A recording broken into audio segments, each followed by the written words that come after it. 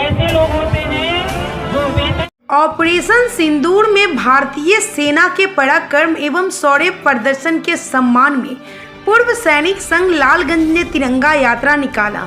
यूं तो सेना के सम्मान में तिरंगा यात्रा देश के कोने कोने से विभिन्न दलों के लोग निकालकर सेना के जज्बे को सैल्यूट कर ही रहे हैं, मगर पूर्व सैनिक संघ द्वारा निकाला गया यह तिरंगा यात्रा खास रहा।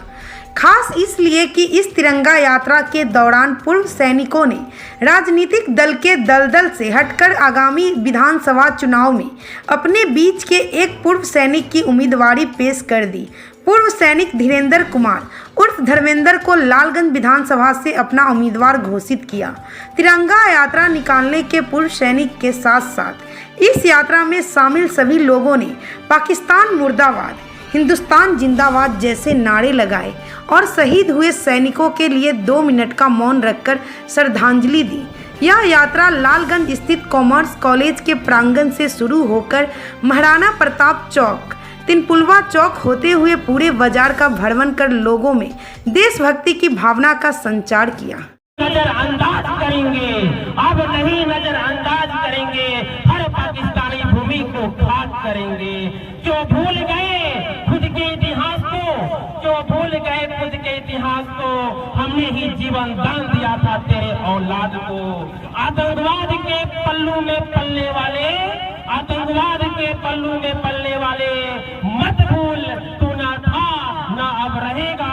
इसी नक्शे में अब तुझे हम समाप्त कर देंगे। एक जैसे कि हम बिल्कुल ईमानदारी से देश सेवा करते हैं, देश सेवा के बाद अगर मुझे समाज सेवा की मौका इस लालगंज विधानसभा में मिलता है और एक सैनिक जो है बहुत कठोर जीवन से बनता है तो और बहुत ईमानदारी पूर्वक, तो मैं ये चाहूंगा कि आप लोगों का आशीर्वाद अगर मेरे पास रहा तो मैं साढ़े 17 साल के उम्र में गीता पे हाथ रख के कसम खाया था, जो मैं चोरी नहीं करूंगा, झूठ नहीं बोलूंगा, हवा के रास्ते, आग के रास्ते, हर संभव जो आदेश मुझे मिलेगा वो मैं करूंगा। आज मेरे जो संगठन महासचिव है उनके तरफ से विधानसभा के लिए ऐलान किया गया है, तो आज उसी आज से 17-18 साल पहले का दिन को याद करते हुए मैं गीता पे हाथ रख के कसम खाता हूँ कि अगर मुझे मौका मिला तो मैं उसी तरह सेवा करूंगा इस समाज को जो देश को हम करके आए हैं। और मौका मिलने के बाद अगर मुझे मौका मिल गया तो आपके विधानसभा से घूसखोरी और भ्रष्टाचार को हम सबसे पहले खत्म करने का काम करेंगे और बिहार का नंबर 1 विधानसभा बना के देंगे। यहाँ एक पूर्व सैनिक संगठन को हमने मौका दिया तो उसने कैसा किया, वो एक रोल मॉडल होगा। तो आप लोग से मेरा विनम्र निवेदन है कि आप मुझसे एक बार जुड़िए, यही मेरा एक सैनिक, सच्चे सैनिक का विचार है। बहुत सारे नेता पूर्व सैनिकों के वोट के लिए आते हैं, लेकिन जब वोट निकल जाता है, जब वोट लेते हैं तो उनकी समस्या को नहीं सुना जाता है। उदाहरण के तौर पर मैं बता रहा हूँ कि हमारे पास वैशाली जिला पूर्व सैनिक संगठन के ऑफिस में भी बहुत सारे पार्टी आए थे। उन्होंने हम लोगों को कहा कि आप लोग वोट दीजिए। हमने बोला कि ठीक है, हम आपको वोट देंगे, लेकिन पूर्व सैनिकों के लिए कुछ समस्याएं हैं, उनका समाधान कीजिए। जैसे अधिकतर राज्य में 2-3 राज्य को छोड़ दिया जाए तो अधिकतर राज्य में पूर्व सैनिकों के जब रिटायर होते आते हैं तो क्लास 1 से लेकर के और क्लास 4 तक रिजर्वेशन है, उनको आते ही नौकरी मिलती है। लेकिन बिहार ऐसा प्रदेश है जहां पर एक कंप्यूटर रिपेयर करने वाला, मिसाइल रिपेयर करने वाला, टैंक रिपेयर करने वाला लोग 10,000 और 8,000 की गार्ड की नौकरी करते हैं। ये समस्या है।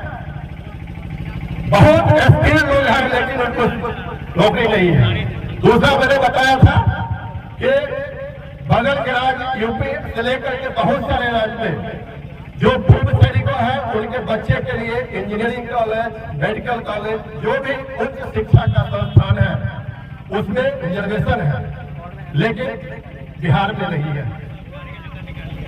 जो रजिस्ट्री होता है उसमें 30 लाख तक के फ्री होता है, बाकी स्टेट में यहाँ पे कुछ भी नहीं है। जो होल्डिंग टैक्स है पूर्व सैनिकों से नहीं लिया जाता है, ये सब यहाँ पर लिया जाता है। इस तरह से यहाँ पर वैशाली जिला में दर्जनों लोग अपनी जान की कुर्बानी दिया है देश के लिए। हम लोग का बहुत दिन से मांग है कि जिला में एक शहीद स्मारक हो, लेकिन कोई नहीं सुनता है। मैंने सभी पॉइंट को रखा, अब मैंने बोला कि आप इसमें से 2 पॉइंट को अपने मैनिफेस्टो में डालिए, मैं आप लोगों के साथ रहूंगा। लेकिन उन्होंने मना कर दिया। ठीक है, मना कर दिया, आपको वोट चाहिए लेकिन हम काम नहीं। हम लोग का पूर्व सैनिकों का काम होता है, जाते हैं तो कोई मिलने के लिए कतराते हैं, फोन नहीं उठाते हैं। मैं आपको खुशी के साथ कर रहा हूं कि इस लालगंज प्रखंड में और लालगंज विधानसभा में धीरेन्द्र कुमार पिछले से अधिकार होके आए हैं।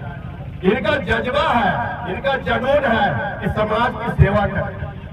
इनके विषय में यहाँ के लोग, जो अगल बगल के लोग हैं, वो जानते होंगे कि मुश्किल से इनको 1 साल रिटायरमेंट हुआ है, लेकिन बहुत सारे जनहित के काम ये कर रहे हैं। जैसे मैं बताना चाहूंगा कि इनका एक नर्सिंग होम इनपुरवा पर है। उस नर्सिंग होम में जो भी पूर्व सैनिक है बिना फीस के अपना डॉक्टर से दिखा सकते हैं, और इलाज भी होगा तो कंसेशन में इलाज होगा।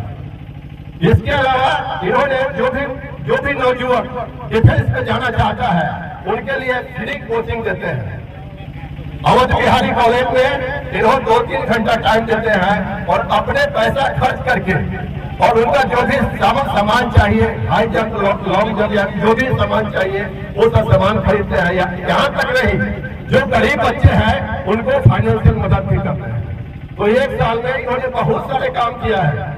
तो इस बार इन्होंने अपना मत दिया है, हम लोगों से विचार किया है कि मैं विधानसभा में खड़ा होऊंगा, हम लोगों का फिर समर्थन रहेगा, और मैं इनको बोलता हूं कि आप आगे बढ़िए और हम लोग साथ में